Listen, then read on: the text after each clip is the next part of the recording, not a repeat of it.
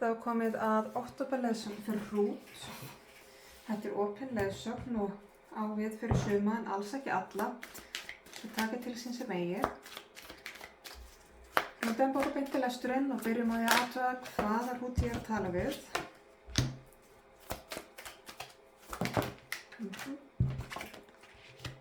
Nú kom hérna eitt með hér. Verði að fá uppákomur, viðburðir, öfranir, áskoranir, hvað framundan. Ok. Og leiðsögn fyrir hrút. Og mögulega útkomur hérna.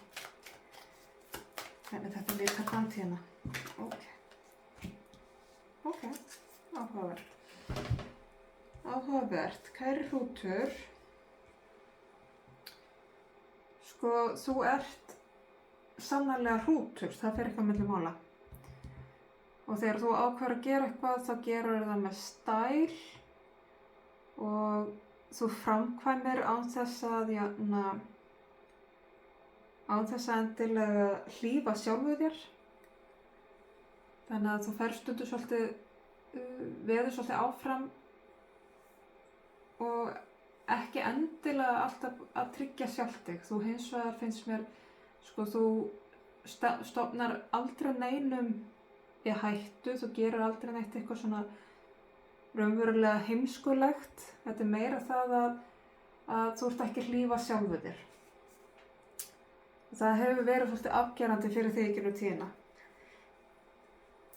Og fyrir sum ykkar, alls ekki öll, fyrir sum ykkar þá hefur verið áhættuhegðun í gegnum tíðina.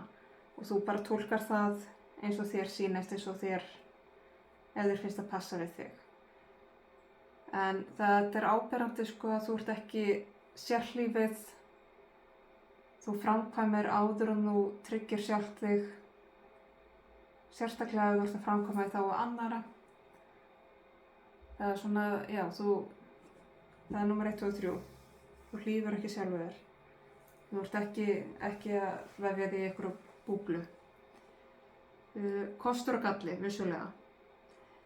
En í dag þá ertu svona reynslunni ríkari. Þú ert búin að læra af þessu, þú ert búin að læra að þetta er kannski ekkert alltaf besta leiðin til þess að gera hlutina. Það er allt í lagi að bremsa smá áður maður leggur af stað, það er allt í lagi að tryggja sjálfa sig áður maður gerir eitthvað. Og þó þú sért, þú átt langt í land með að vera talið sérhlífið, að þá ertu farið að minnka áhættur. Sem er mjög gott af því að lífið þetta er líka búið að breytast bara með aldri og þroska og það eru fleiri sem stóla á þig, kannski áttu maka og börn sem að þurfa að hafa þig meira í heilu lagi og þá er einmitt ágætt að þú tryggir að þú farið nú ekki að voða og eins líka gætir þess að þú njótir góðs af þú ert ekki bara að hugsa sjálft þig lengur heldur eru aðrir inn í myndinni. Og það er svona helsta breytingin og kannski eitthvað sem að einhverju gamli vinir og félagar svona spotta og finnst eitthvað svona finnst þú hafa verið breyting hjá þér, sérstaklega í því að þú segir ekki alltaf bara strax já við öllu. Þú allt í einu þarft að hugsa málið áður en þú gerir eitthvað.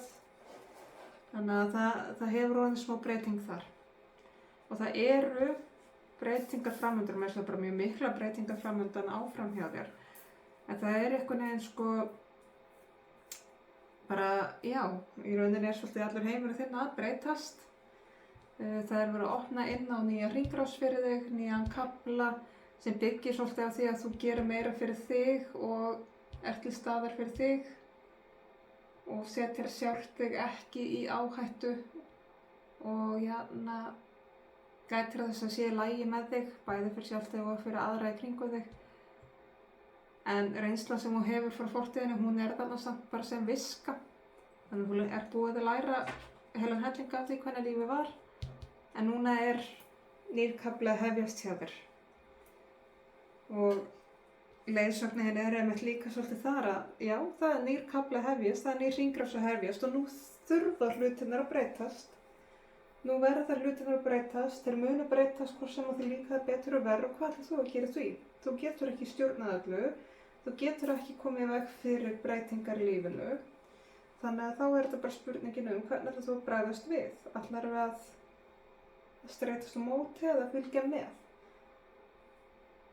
Eða ætlarðu bara að loka augunum og láta þess að sjáur ekki heimurinn í kringum þegar að breytast? Ætlarðu að breytast með? Framundan nefnilega, þetta er svolítið fyndið að þessi spil komi svona.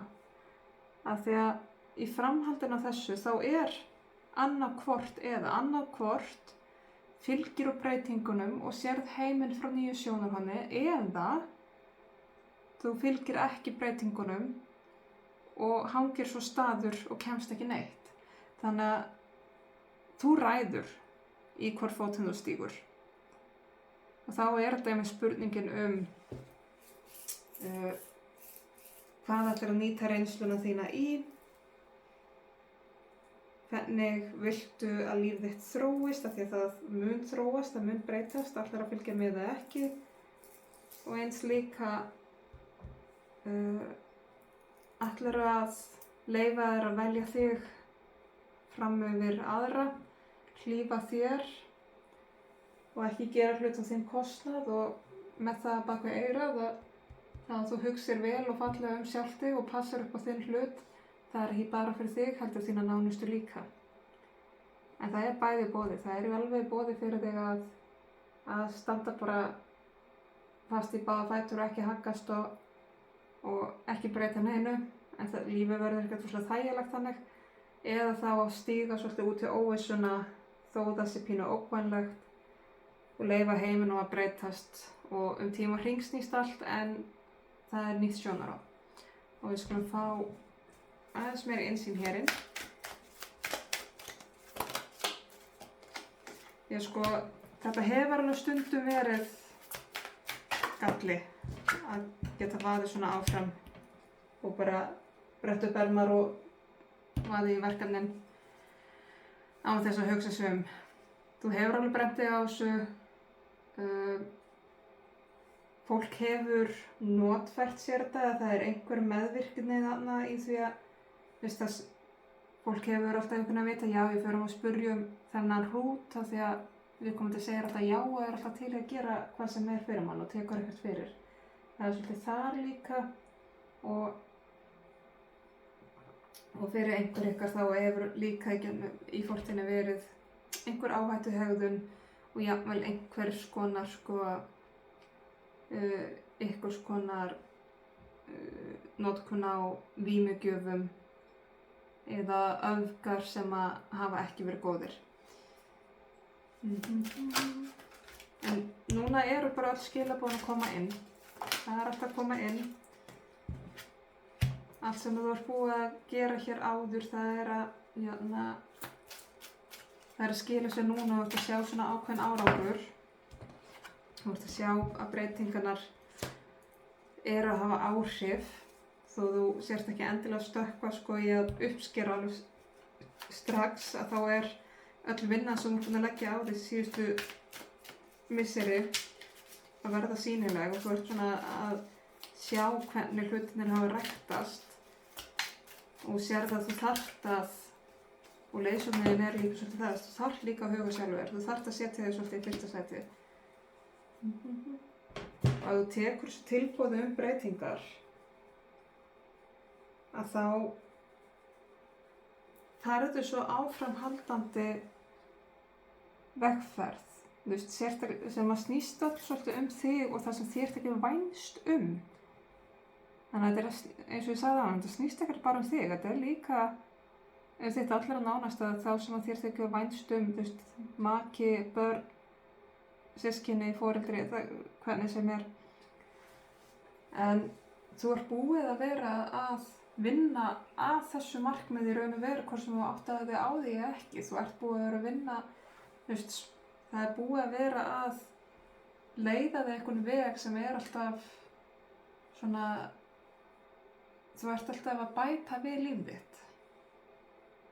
og þú ert að sjá það núna, eða munt sjá það mjög bráðlega, að það er að stækka, lífið þetta er að stækka og það er orðið öðru sem það var og það er, þú veist, það er eiginlega nauðsynlegt fyrir það að breyta að allar halda í við þennan þroska. En þetta er algjört tilboð til þín og það snýst fyrst og fremst að þú hugir á sjálfu þér og sért ekki að fórna þér alltaf svona fyrir aðra eins og þú varst vant að gera í fortíðinni og gera kannski pínulítið enn. Núna er komið tímið til þess að þú sért pínu eigingjarnt á þig, þína orku, þinn tíma, fyrir þig og fyrir þína allra nánustu. Forgangsröðunin fær að breytast svolítið. En þá ætlum ég að fá hér eitt spil úr Greenwich orakulstokkinum, bara til að fá stutt skilaboð í lokin og taka heim og saman. Og þetta hér sem segir fókus. Þetta er Mattíóla, fókus. Hún vext svona í beina braut, beint upp og blómstrar síðan svona út frá sér. Þannig að það er svolítið þessi fókus að halda alltaf áfram upp.